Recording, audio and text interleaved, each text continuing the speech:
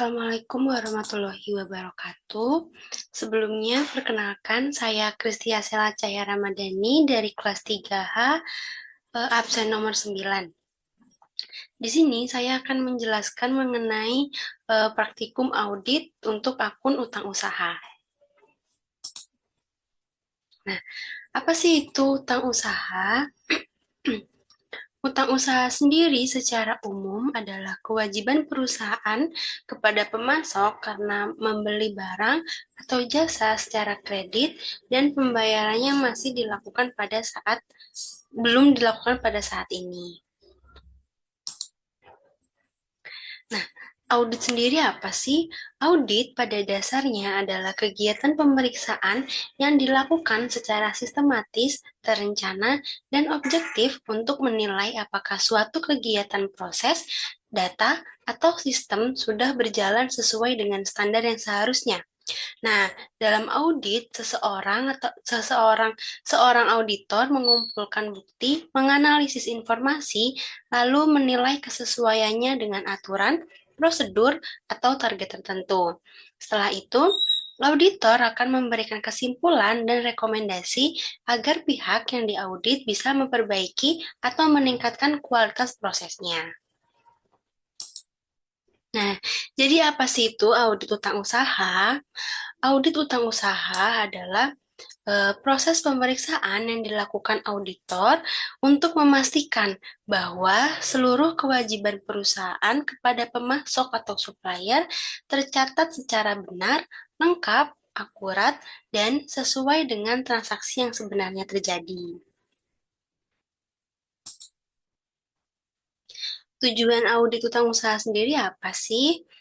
Audit ini bertujuan untuk memastikan bahwa tidak ada utang yang disembunyikan, tidak ada utang fiktif yang sengaja ditambahkan, utang dicatat sesuai nilai sebenarnya, semua kewajiban perusahaan sudah dilaporkan secara tepat dan transparan, lalu yang terakhir, perusahaan tidak memanipulasi laporan kewajibannya.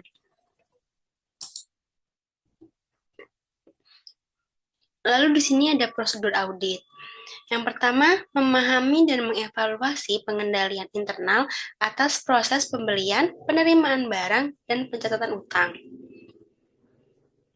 Lalu yang kedua, menyusun daftar utang usaha dan aging schedule berdasarkan saldo per tanggal neraca.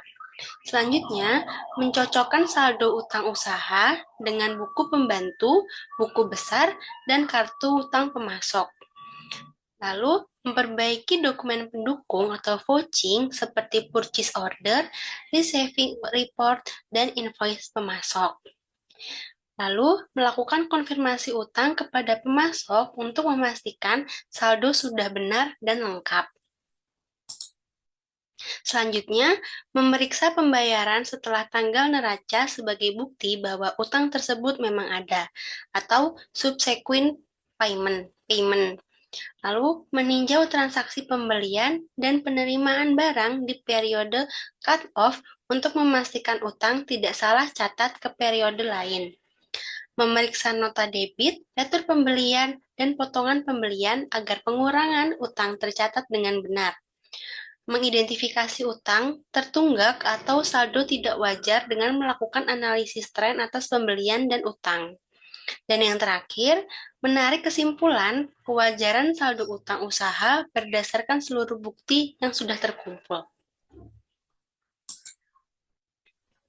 Nah, informasi yang tersedia, yang pertama, ada utang usaha dipengaruhi oleh pembelian kredit, retur pembelian, dan pembayaran kepada supplier. Yang kedua, catatan utang dikelola berdasarkan faktur supplier yang dipisahkan antara yang sudah dibayar dan yang belum dibayar. Yang ketiga, setiap pembayaran kepada supplier dilakukan berdasarkan faktur individual, bukan berdasarkan total saldo per pemasok. Yang keempat, potongan pembelian dibuktikan melalui lampiran potongan atau diskon yang tertera pada bukti pengeluaran kas dan dari supplier. Yang kelima, bukti retur pembelian disimpan dan digunakan sebagai pengurang utang serta pengurang pembelian. Yang keenam, auditor harus menelusuri keterkaitan antara pembelian kredit, retur pembelian pembayaran, dan potongan pembelian. Dan yang terakhir atau yang nomor 7, fokus audit, keberadaan saldo, kelengkapan faktur, ketepatan periode cut-off, serta validitas pembayaran setelah tanggal neraca. Ini ada bukti-bukti yang diperlukan untuk mengaudit utang usaha. Yang pertama ada saldo buku besar untuk tahun 2022 dan tahun sebelumnya yaitu 2021.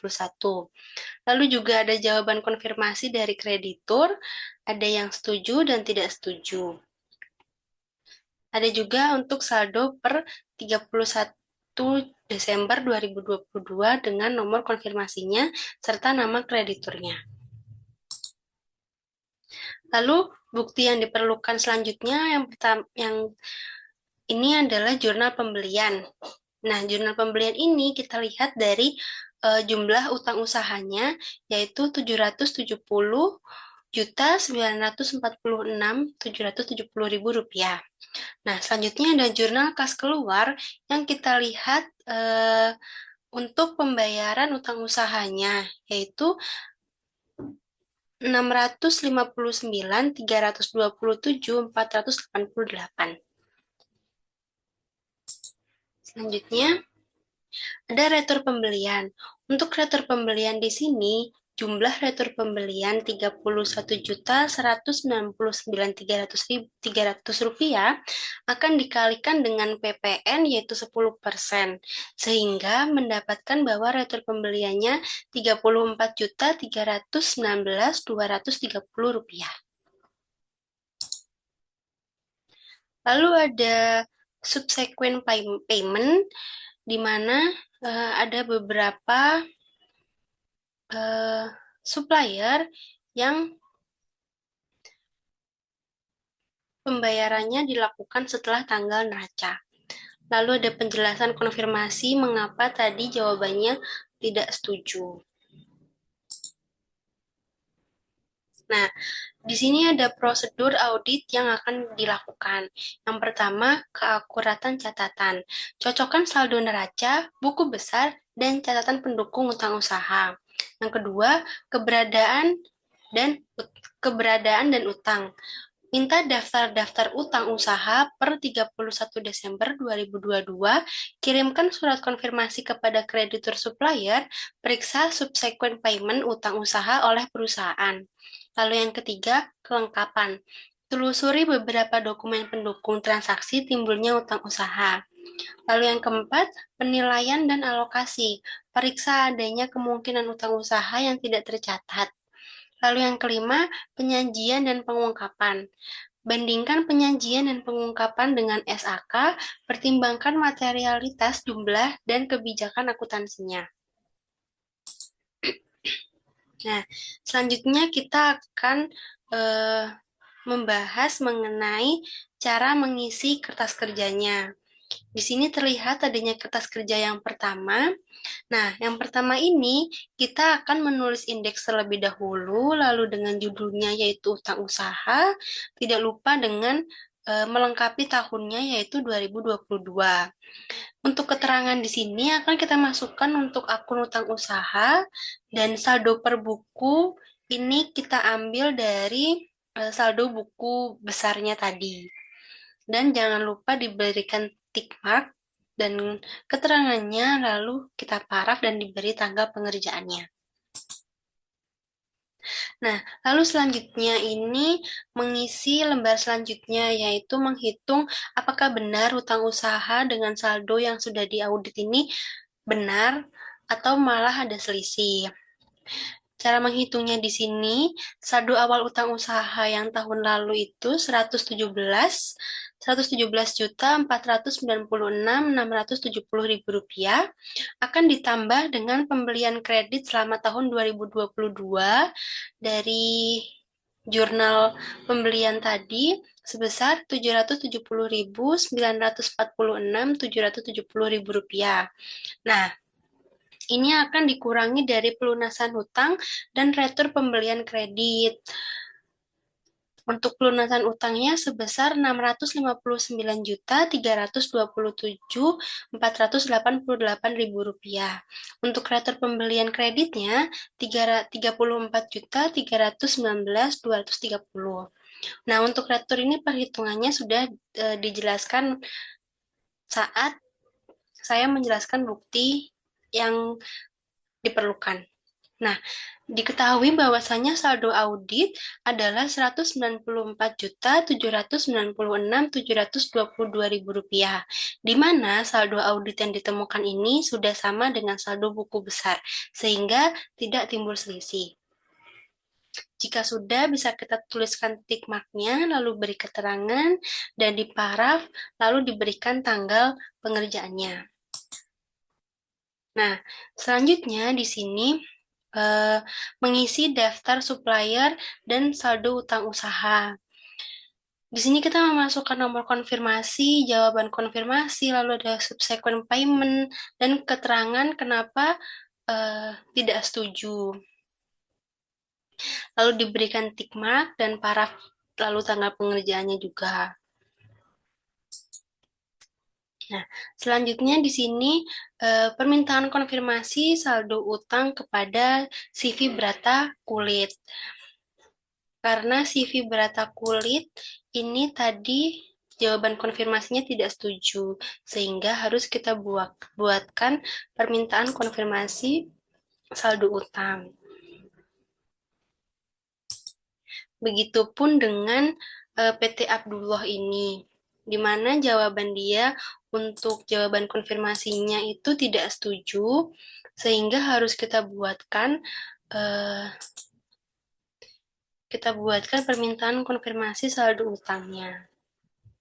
Seperti itu.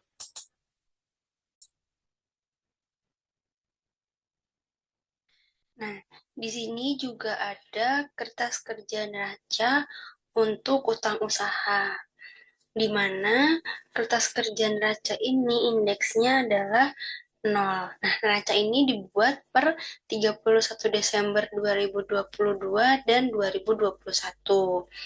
Untuk saldo buku utang usaha pada tanggal 31 Desember 2022 adalah sebesar Rp194.796.722.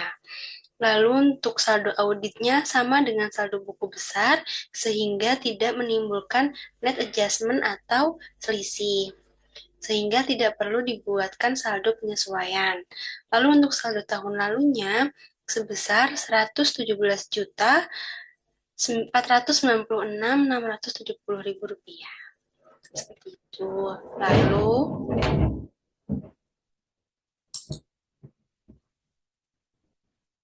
nah, kesimpulannya, audit utang usaha dilakukan untuk memastikan bahwa semua kewajiban perusahaan kepada pemasok telah dicatat secara benar, lengkap, dan sesuai dengan kondisi yang sebenarnya. Dalam prosesnya, auditor menilai apakah transaksi pembelian kredit, retur pembelian, potongan, dan pembayaran kepada pemasok telah dicatat dengan tepat, serta didukung dokumen yang sah. Auditor juga mengevaluasi kecocokan saldo dengan konfirmasi pemasok, serta memeriksa pembayaran setelah tanggal neraca untuk melihat apakah ada utang usaha yang masih harus diakui. Melalui serangkaian pemeriksaan tersebut, auditor dapat menilai kewajaran saldo utang usaha dan menentukan apakah diperlukannya penyesuaian agar penyajian laporan keuangan menjadi andal dan sesuai dengan standar yang berlaku. Sekian penjelasan dari saya mengenai cara untuk mengaudit utang usaha. Kurang lebihnya mohon maaf. Wassalamualaikum warahmatullahi wabarakatuh.